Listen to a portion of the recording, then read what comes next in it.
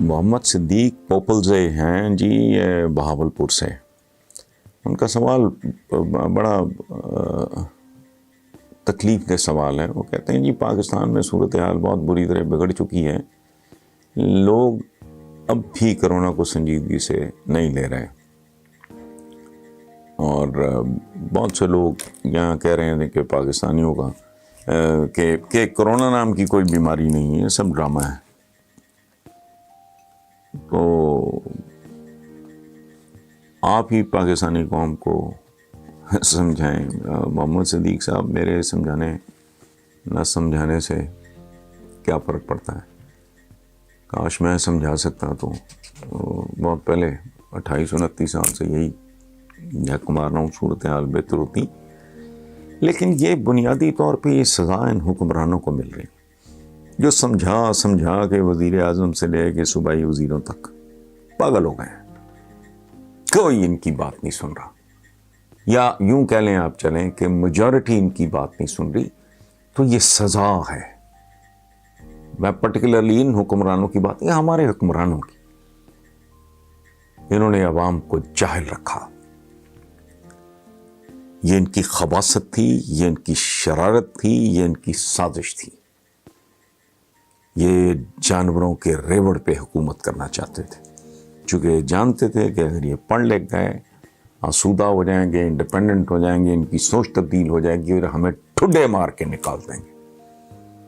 جو آج نسل در نسل چلانا چاہ رہے ہیں نا اپنا یہ دھندا، یہ گندا دھندا، یہ تجارت، یہ کاروبار، یہ سیاست کی انڈسٹری جو چلانا چاہ رہے ہیں نا، بالکل ایک خباثت ہے، ایک شرارت ہے. انہوں نے عوام کو جاہل رکھا. جہالت نے توہم پرستی، تعصب، عدم توازن، بے پناہ جذباتیت، غیر حقیقت پسندی، بے خبری، لا علمی، غیر ذمہ داری، عجلت پسندی کو جنم دیا. یہ معاشرہ ان سب مکروہات کا ایک مجموعہ ہے آج، اور یہ کل کوئی ڈھنگ کا کام ان عوام سے لینا چاہیں گے، سوال نہیں پیدا ہوتا. ہر سال ایک پورا مہینہ عبادات پہ بڑا فوکس ہوتا ہے، بڑے بڑے خطبے، بڑے بڑے لیکچر، بڑے بڑے بھاشن دیے جاتے ہیں، رتی برابر اثر نہیں. میں پہلے بھی عرض کر چکا ہوں، میں نے نہیں، ورلڈ ہیلتھ آرگنائزیشن کہتی ہے یار غضب خدا کا، 22 کروڑ کا ملک، 20 کروڑ لیٹر سے زیادہ جعلی 2 نمبر کیمیکلز والا دودھ ہر روز اس ملک میں بکتا ہے. 20 کروڑ لیٹر سے زیادہ. یہ ہے اصل اوقات.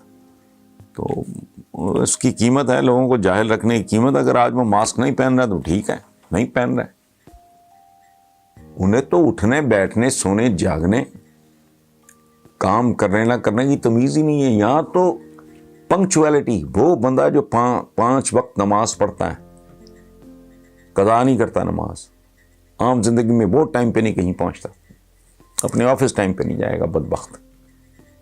حالانکہ اللہ پاک کو یاد کرنے کے لیے کوئی اسپیسیفک آرس کی کیا ضرورت ہے؟ نہیں، اس کے پیچھے تربیت ہے.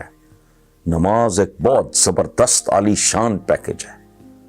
آپ کندھے سے کندھا ملا کے آپ نماز پڑھ رہے ہو باجماعت، اور آپ کا دل سے نہ ملا ہو، نہ آپ کو میرا پتا، نہ مجھے آپ کا پتا ہے.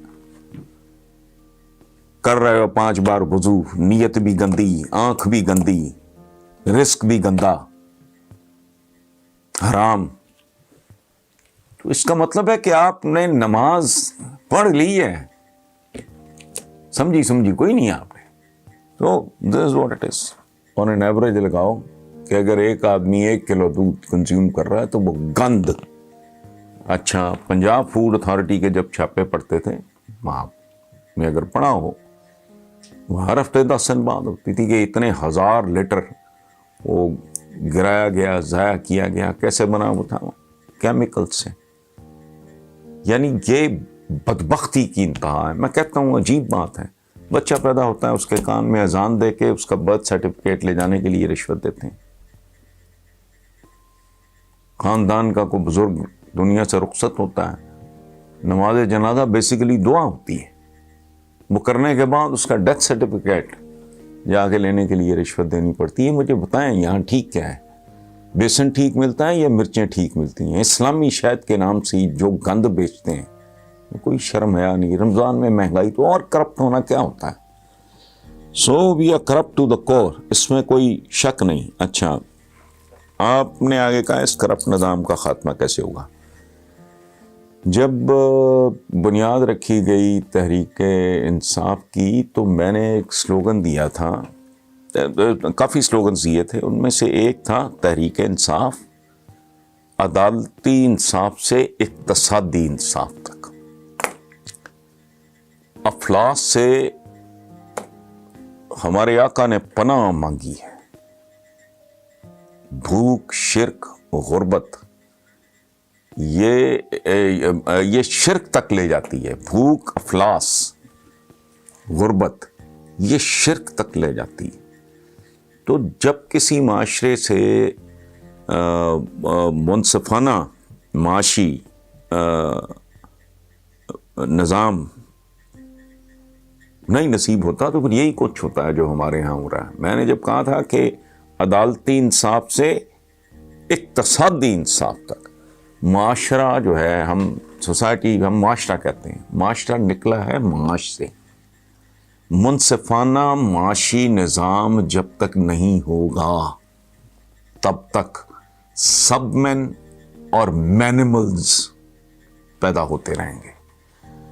سو جب تک یہ نہیں ہوتا، اور ایک ریاست کی ضرورت کیوں ہوتی ہے کہ وہ آپ کی بنیادی ضروریات زندگی کو یقینی بناتی ہے، جس میں صرف علم، اناج اور علاج نہیں، روٹی، کپڑا، مکان نہیں، عزت نفس کی حفاظت بہت ضروری ہے. آپ کا کروڑوں بچہ اسکول سے باہر رول رہا ہے، چائلڈ لیبر عام ہے، رینٹ اے چائلڈ سوسائٹی ہے، بچہ کرائے پہ اٹھا دو.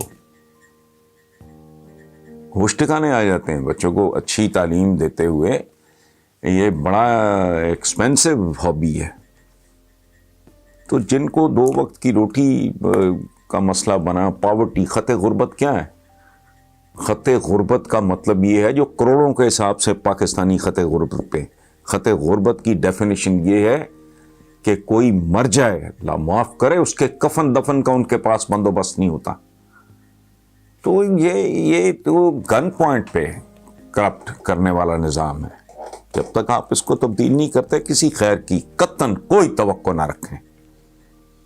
یہاں تو ریاست آپ کو گن پوائنٹ پہ کرپٹ کرتی ہے. مجھے بتائیں آپ، ایک جو چپڑاسی کی تنخواہ ہے، ایک ASI کی تنخواہ ہے، ایک پولیس کانسٹیبل کی تنخواہ ہے، یہاں سے لے کے اوپر تک چلے جائیں، چونکہ ویسے ہی ان کا معیار زندگی جو ہے بلند ہوا. ظاہر ہے ایک آدمی جو 22واں گریڈ، میرا خیال آپ کا الٹیمیٹ گریڈ ہے، اس نے بچے اچھے، ان کو تعلیم دلانی ہے، اس کا اپنا رکھ رکھاؤ، میل جول، جینا مرنا سارا کچھ اس کی تنخواہ میں کیسے پورا ہو سکتا ہے؟ مجھے بتا دیں. ایوریج ایک 7-8 کی، 3 بچے، 2 میاں بیوی، 5 ماں باپ، کوئی 7 کی اگر ایوریج ایک فیملی ہے.